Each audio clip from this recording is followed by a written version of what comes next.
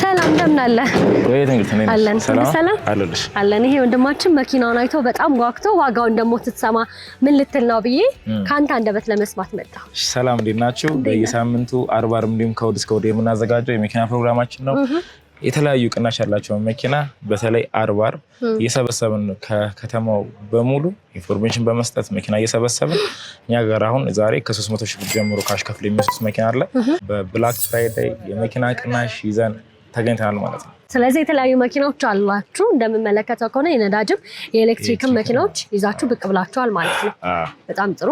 ስለዚህ ደርደር ብለዋል። እስኪ ካሉት የተወሰኑትን እናሳያሻል ተመልካቾችን በዚሁ እንዲመለከት። እሺ መልካም። እንጂ የተለያዩ መኪኖችን ከትናንሽ መኪኖች ጀምሮ ያ ማለት አፎርደብል ከሆኑ ሁሉም ሰው ለራይድ ለመንቀሳቀሻ አሁን ያኛው 300 ሺህ ብር ካሽ ነው። አባይ ጄዲ ይባላል። 300 ሺህ ካሽ ነው። 300 ሺህ ባንክ ተመቻችቶ መውሰድ ይችላሉ ማለት ነው። አሁን ይሄ መኪና ኮሩለት ነው። ታጋ ቀይረው ይሄን አባይ ጃክ መውሰድ ይችላሉ ማለት ነው። ማኑዋል ነው። 300 ሺህ ብር ካሽ ካላቸው የዚህ የመኪና ባለቤት መሆን ይችላሉ ማለት ነው። ኮሮላዎችም አሉ፣ ኮምፓክቶችም አሉ፣ ኤሌክትሪክ መኪናዎችም አሉ። ምንድነው ግን ዋናው ሀሳቡ የተለያዩ ሰዎችን የመኪና ባለቤት ለማድረግ ነው ማለት ነው።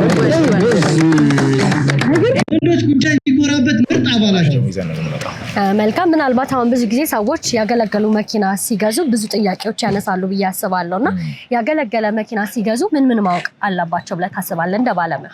መልካም እንግዲህ ያገለገሉ መኪናዎችን የተለያዩ ውድ ደንበኞቻችን መኪና ሲገዙ ማወቅ ያለባቸው የመኪናው መሰረታዊ ችግሮች፣ የሞተር ይዞታ፣ ግልብጥ ወይም ደግሞ ሻንሲ ጠርዞችን ቼክ አድርገው የተለያዩ ነገሮች እነሱ ኮምፕሮማይዝ አድርገው መውሰድ ይችላሉ ማለት ነው። ሞር ግን ምንድነው መሰረታዊ ነገሮች ላይ ትኩረት አድርገው ኔክስት ይህ መኪና ያሰራኛል አያሰራኝም ወይስ ደግሞ ይሄ መኪና ልክ ወስደው ምን ወጪ ሊያስወጣኝ ይችላል የሚለውን ነገር ከግምት አስገብተው መግዛት ይችላሉ ማለት ነው። እኛ ምን መክረው እሱን ነው ሞር። ስለዚህ መኪና ያለበትን ይዞታ ስለጽፋላችሁ ነው ሰው ሲመጣ በምንድን ነው የሚያውቀው? አሁን እነዚህን አሁን ከላይ ስለምናረግባቸው ለማስታወቂያ እንለጥፍባቸዋለን። ግን ከዛ ውጭ ምን እናደርጋለን መሰለሽ? ዶክመንት አሁን የተፈተሸበት ከሆነ የተፈተሸበት ዶክመንት አድርገን እንጠብቃለን።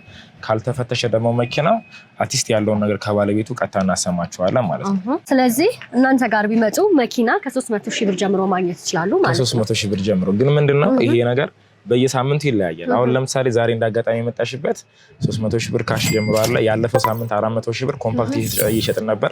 400 ካሽ 8 ሰው ባንክ እያደረገን ከ15 ቀን በፊት ደግሞ ከ500 ሺህ ብር ጀምሮ የገቡ መኪኖች ነበሩ። ልክ ምንድነው በየሳምንቱ አፕዴት እያደረግናቸው ነው ኢንፎርሜሽን ማለት ነው።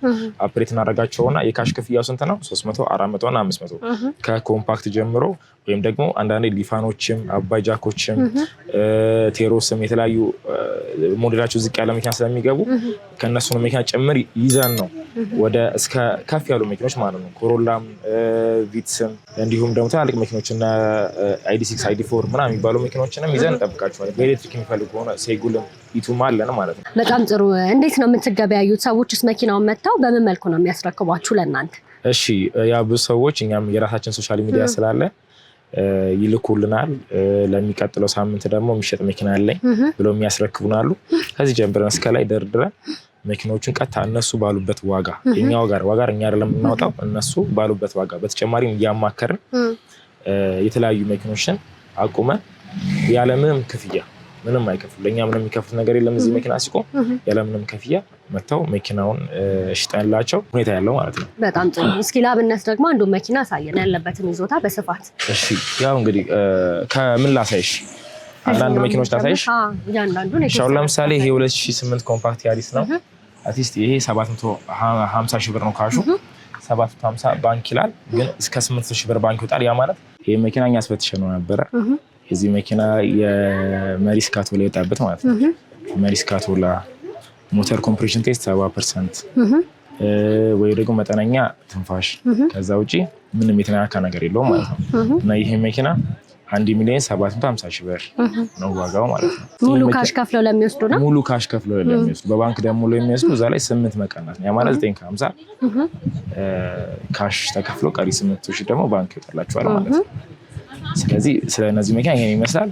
ኮምፓክቶች እንደዚሁ ግን ከአርቲስት ከ400 ከ500 ሺህ ብር ጀምሮ የሚገባበት ጊዜ ስላለ እኛን አካውንት የሚካትሉ ሰዎች ካሉ አትሊስት በሚቀጥለው ሳምንት ልክ ስናቀር መተው መገበያየት ይችላሉ ማለት ነው። ምን ያህል ኪሎ ሜትር አሁን የተነዳ ነው ማለት ነው መኪና? ይሄ እንዳጋጣሚ 170 ሺህ ነው 170 ሺህ ተነድቷል።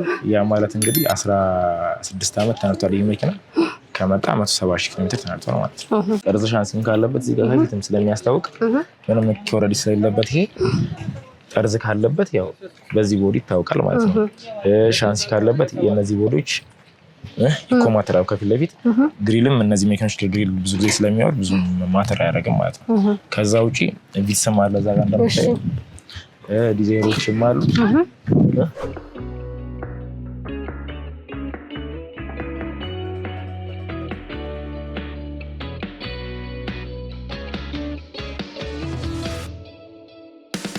አሁን ይሄ ንጹህ ቪትስ ነው። ሞተር አልፈታም 2001 ነው። ዋጋው 1,850 ሺህ ብር ይባላል። ያው እንደምንጠብቀው የመኪና ዋጋ ጭማሪ ብዙም የተሳካ አይደለም ማለት ነው በዚህ ሳምንት። ስለዚህ የዚህ መኪና ዋጋ 1,850 ሺህ ብር ነው። 600 ሺህ ብር ደግሞ የባንክ ብድር አማራጭ አለ። ያ ማለት 1,250 ሺህ ብር ካሽ ከፍለው የመኪና በባንክ መውሰድ ይችላሉ ማለት ነው። ከመጠነኛ ድርድር ጋር የተወሰነ ድርድር ይኖራል። የተወሰነ ድርድር አለው ማለት ነው። እሺ እሺ እንግዲህ ሌሎች ምናልባት እዚህ ጋር አንድ ጥያቄ መጠየቅ የምፈልገው ከነዳጅ መጨመር ጋር ተያይዞ ብዙ ሰው የነዳጅ መኪኖች ዋጋ ይጨምራል የሚል ሀሳብ የነበረውና የምር ዋጋው ጨምሯል ወይስ ቀንሷል ማለት እንችላለን? መኪና ዋጋ አትሊስት አንዳንድ መኪናዎች ላይ 150 ሺህ እስከ 200 ሺህ ብር ቅናሽ ሊኖራቸው ይችላል። ግን ምንድነው አሁን የመኪና ዋጋ ይቀንሳል አይቀንስም የሚለው አሰምፕሽን የቅርቦት የመኪና ቅርቦት ሊቀንስ ይችላል። እንደ በፊቱ ሰው ግር ብሎ ላይ ገዛሽ ምናምን ይችላል ማርኬቱ ላይ ማለት ነው እንጂ ከዛ ውጪ ሳምንት ኤሌክትሪክ መኪና በጣም ጭማሪ ነበረው። አሁን ግን ኤሌክትሪክ መኪና ትንሽ ገበያው ስለተረጋጋ አትሊስት ወደ 300 ሺህ እና 400 ሺህ ብር ቅናሽ ሚኒመም አሉት በየመኪናው ማለት ነው። ከዛ ውጪ የነዳጅ መኪና ብዙም ለውጥ የለውም። አሁን የነዳጅ መኪና ማርኬቱ የሚስተካከልለት ስለሆነ ትንሽ ጭማሪ ሊኖር ይችላል። ስለዚህ መልካም እነዚህ ጋር እናንተ ጋር ቢመጡ የነዳጅ መኪኖች ምን ማግኘት ይችላሉ? የሚፈልጉትን ከትንሽ መኪና ጀምሮ ለምሳሌ አሁን ትናንሾቹ መኪኖች ዲፋኖች እንዲሁም ደግሞ አባይ ጃክት እንዳሳየውሽ ቴሮስ አቶዞች ከነዚህ ጀምሮ ልክ እስከ ትላልቅ መኪኖች ማለት ነው። ቪትስንም ኮሮላ ኮምፓክትንም አካቶ እንዲሁም ደግሞ ሴጉልንም ዩዋናፕም በስማርቱም በቤዚክም ኢቱም ID6 ID4 ዲዛይሮችንም ጨምሮ ከፍ ካሉ እስከ ቬት ፕራዶ ድረስ አለ። ግን ምንድነው ልክ ሰው ማቅረብ የሚፈልግለትን መኪና ራሱ በባንክ ማመቻቸቱ በሙሉ ባንክ አንዳንድ ቆጥበው የሚመጡ ሰዎችም አሉ አይደል? በሙሉ ባንክ ቆጥበው ከመጡ በእኛም የሚፈልጉ ካሉ እኛም ጨርሰናላቸው መኪኖችን መረከብ ይችላሉ ማለት ነው። በጣም ጥሩ። ስለዚህ ነዳጆችን እንዳማራጭ አለን። አሁን ደግሞ ኤሌክትሪኩን በደንብ ብታሳየን ደስ ይለኛል። እሺ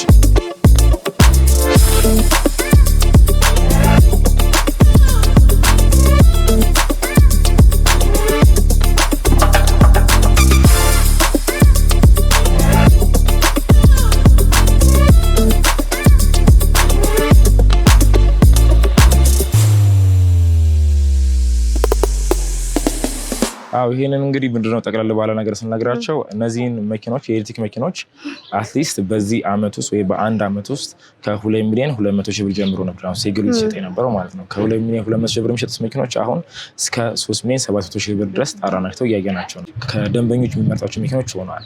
ለዛም ነው እነዚህ መኪኖች አሁን ላይ ተፈላጊ የሆኑት።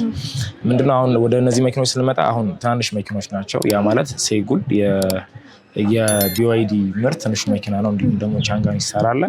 እነዚህ መኪኖች በፉል ቻርጅ እስከ በ305 እና በ405 ምርጫ እናገኛቸዋለን ማለት ነው።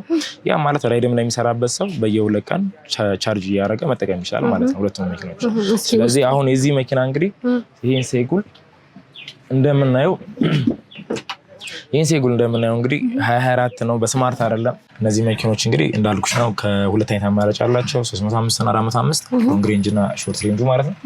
ይህ መኪና አሁን ለምሳሌ 21765 ኪሎ ሜትር ተጉዟል። እንግዲህ ያው ሰው ለራይድ ነው የሚመጡት ይሄን መኪና በየ2 ቀኑ ቻርጅ ያደርጉ መጠቀም ይችላሉ። የኤሌክትሪክ መኪኖች የባትሪያቸው ጉዳይና በተለይ ደግሞ መጪው ክረምት እንደመሆኑ መጠን ቅዝቃዜ ኤሌክትሪክ መኪኖች አይመቻቸውም የሚባል ነገር አለና እንዲሁም ደግሞ ክፍለ ሀገር ላይ አይሄድም ተብሎ ይታሰባልና እሱ ምን ያህል እውነት ነው?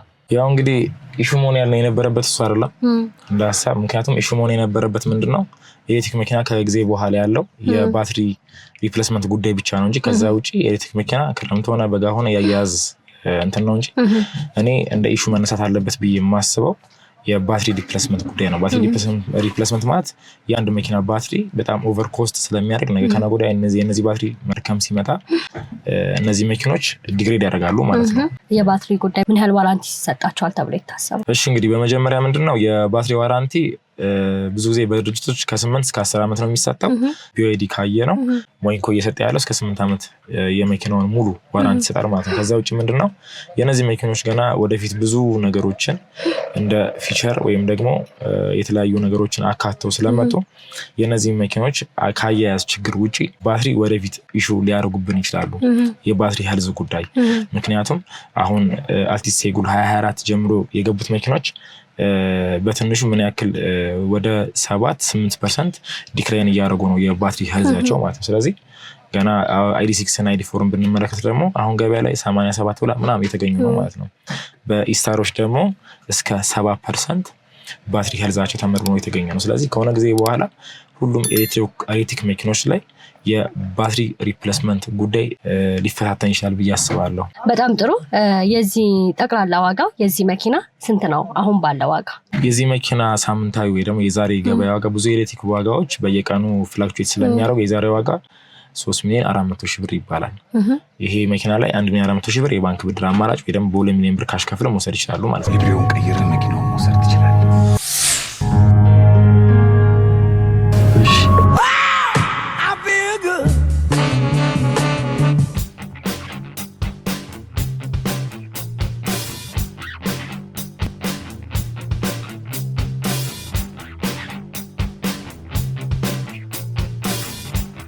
ተጨማሪ እንግዲህ ይህ መኪና ኢስታር ነው 2024 ነው መኪናው።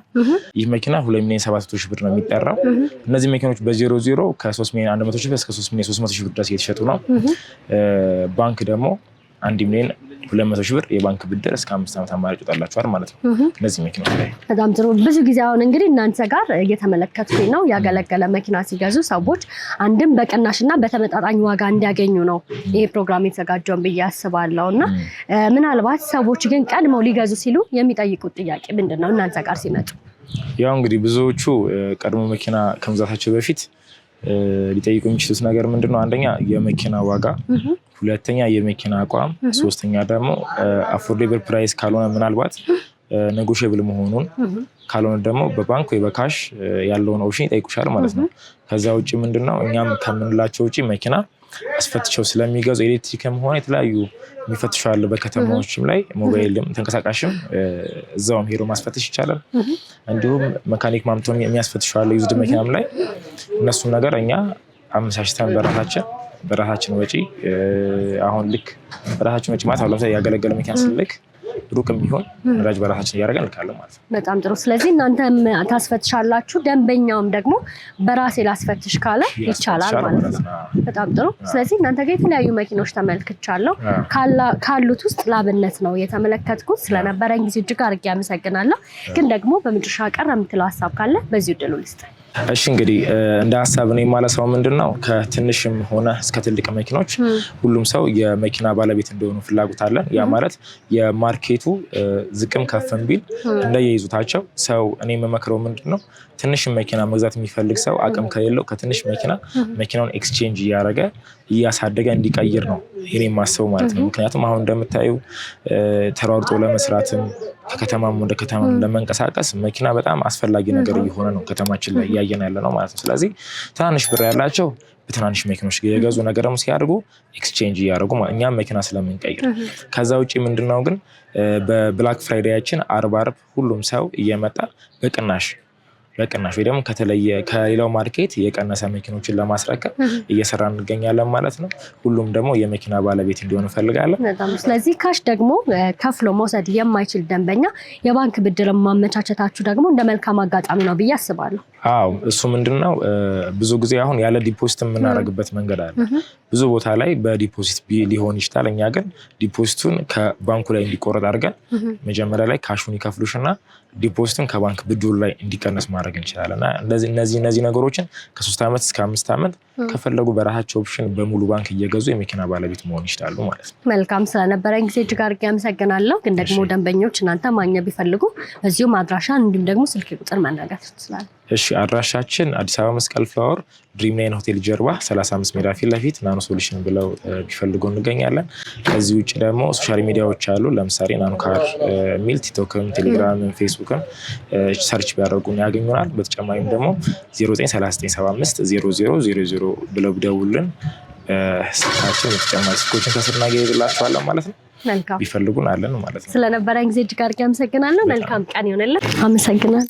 ወንድሜ ጥያቄ ተመለሰልህ? ምን አንተ ብቻ የብዙ ተመልካቾች የመኪና ጥያቄ በዛሬ ፕሮግራም እንደተመለሰ አልጠራጠርም።